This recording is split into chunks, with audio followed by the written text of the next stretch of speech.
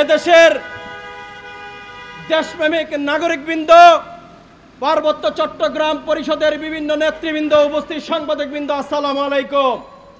আজকে পবিত্র দিন শুক্রবার, বাসায় আরামায়েশ করার কথা ছিল, অথচ এই পার্বত্য চট্টগ্রাম আজকে বাংলাদেশের একটা অবিচ্ছেদ্য অংশ।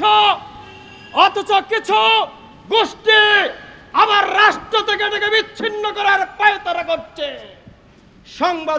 প্রিয় সাংবাদিক বৃন্দ, সচেতন নাগরিক বৃন্দ, আপনারা জানেন সম্ভবত পৃথিবীর সবচেয়ে ক্ষমতাধর রাষ্ট্র যুক্তরাষ্ট্র ভিয়েতনামে 24 বছর যুদ্ধ করেছিল। সেই 24 বছরের যুদ্ধের ফলাফল হচ্ছে সেখান থেকে তারা পরাজয় বরণ করে ফিরে গিয়েছিল। একটাই কারণ, সেই দিন ভিয়েতনামের জনগণের আত্মবিশ্বাস ছিল, দেশপ্রেম ছিল, মানবিকতা ছিল।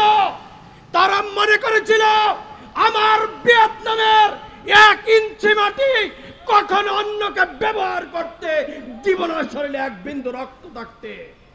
তাদের সেই দিন চিতার একটাই কারণ ছিল, আজকে আমার রাষ্ট্রের বিরুদ্ধে ষড়যন্ত্র হচ্ছে, চোখ রাঙাবেন না। আমরা 1971 সালে রক্ত দিয়ে স্বাধীন করেছি। এটা সেই জাতি, এই জাতিকে চোখ রাঙিয়ে ঘুম পাড়ানো যাবে না। কোন সাদা চামড়া, কালো চামড়া আমার দেশকে দ্বিখণ্ডিত করে রাষ্ট্র বানাতে চায়।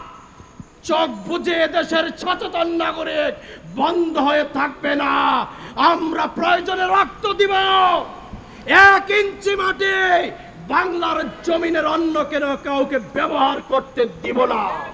আমরা বেঁচে থাকতে আজকে যারা এই সচেতন মানুষগুলো পার্বত্য চট্টগ্রামের যারা আজকে আয়োজন করেছেন, তারা দেশপ্রেমিক। আজকে বলবো সেই মহান মুক্তিযোদ্ধাদের, আজকে নাতি নাতনিরা যারা সুবিধা ভোগ করছেন, আপনারা কোথায়? আপনারা কি করছেন? আপনাদের পূর্বপুরুষরা তো রক্ত দিয়ে দেশ স্বাধীন করেছে, সুযোগ সুবিধা নিচ্ছেন নাতি পুতনিরা। আসেন না কেন আজকে রাষ্ট্রের পার্বত্য চট্টগ্রাম নিয়ে খ্রিস্টান রাষ্ট্র বানানোর পায়তারা করছে? আঙ্গুল চুটছেন। আমার রাষ্ট্রের রেল আজকে বিভিন্ন দেশকে আমার দেশের ভিতর দিয়ে রেলপথ দিচ্ছে, আপনারা বসে আছেন চুপ করে। কতদিন বসে থাকবেন?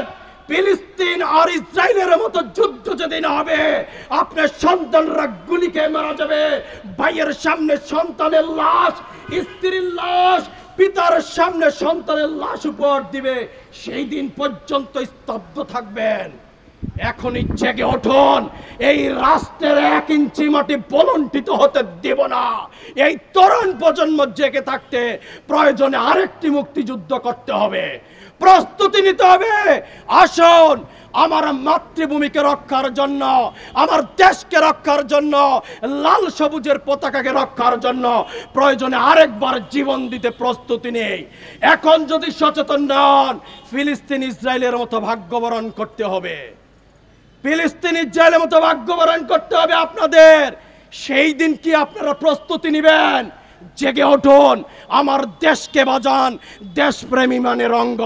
যার দেশপ্রেম নেই তার ইমান নেই, যার ইমান নেই তার দেশপ্রেম নেই। আসুন, আমার দেশকে বাঁচানোর জন্য আরেকবার প্রতিজ্ঞাবদ্ধ হয়, আমার মাতৃকে ভূমিকে বাঁচানোর জন্য প্রতিজ্ঞাবদ্ধ হয়।